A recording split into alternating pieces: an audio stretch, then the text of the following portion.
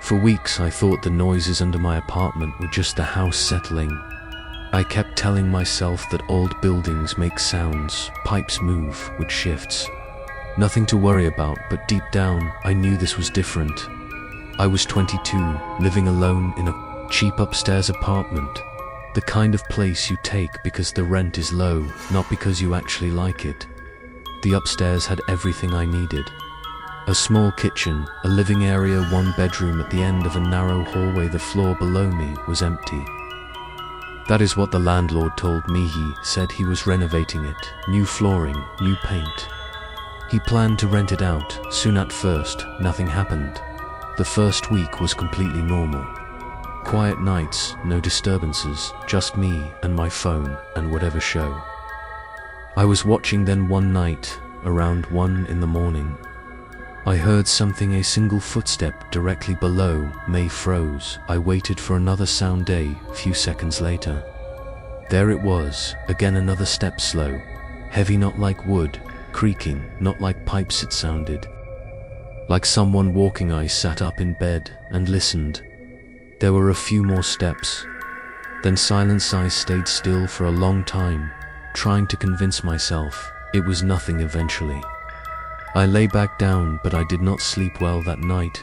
The next morning, I went downstairs. Before leaving, the door to the lower floor was locked. Just like always, I opened it and looked inside. Empty, just no furniture, except an old broken table. No signs of anyone. I felt stupid for even thinking about it.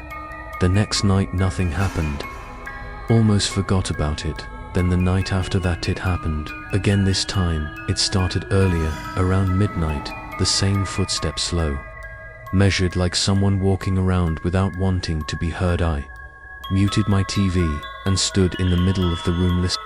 Steps came in short bursts, 3 or 4, then silence. Then again. This time it lasted longer, almost 2 minutes.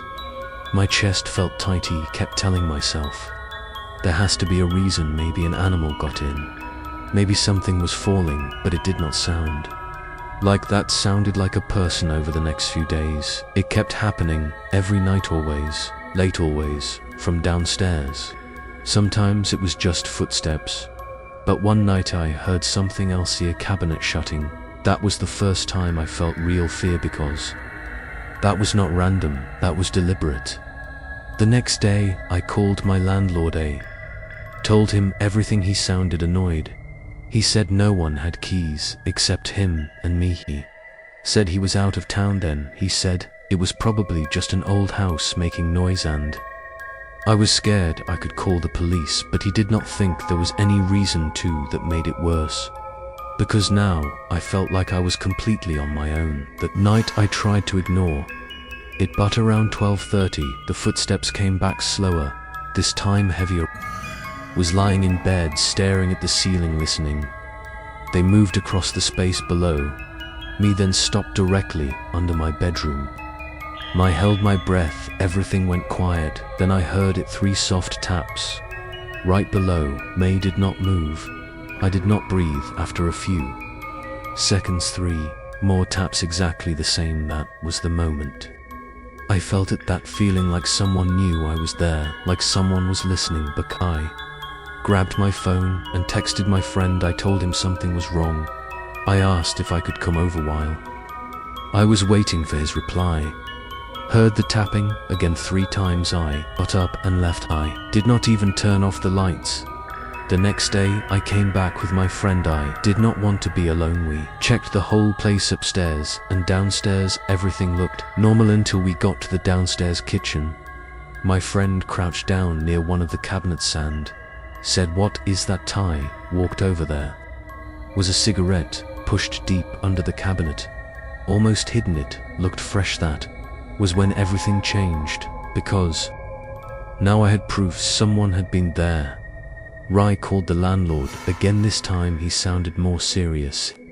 He said he would come the next day. That night, I stayed somewhere else. Next afternoon, he called me. He said he checked the place. He did not find anything obvious, but one of the back windows did not lock properly from the outside. It could be forced open just enough for someone to get in. He said maybe someone local figured it out. Maybe they were using the empty space when no one was around. Hearing that made me feel sick because it meant this was real, not imagination, not paranoia. Someone had actually been inside that evening. I went back one last time just to grab my things. I told myself I would be quick. In and out I was upstairs, packing a bag, trying not to think, trying not to listen. Then I heard Ita's sound I had never heard before.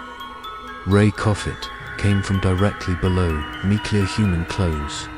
For a second, I froze. My brain could not process it. Then it hit me, someone was down there right now. I grabbed my bag and Ronnie did not check anything. I did not look back. I ran out of the apartment, the doors, and called the police. This time they found something near the back window. There were marks, dirt on the sill, signs it had been opened from outside. Inside a closet they found an old blanket, something I had never seen before. Had been staying there, not just passing through, living there. Rai moved out that weekend. I did not go back alone again. I did not even take everything with me. Some things I left behind because it was not worth it, but the part that still stays with me, the part I cannot forget, is what the officer said before I left. He told me it looked like whoever was staying there had been there for a long time, weeks maybe longer, which means every night I heard those footsteps. Every time I ignored it, every time I told myself it was nothing. They were not just visiting, they were already living there, and I was sleeping right above them.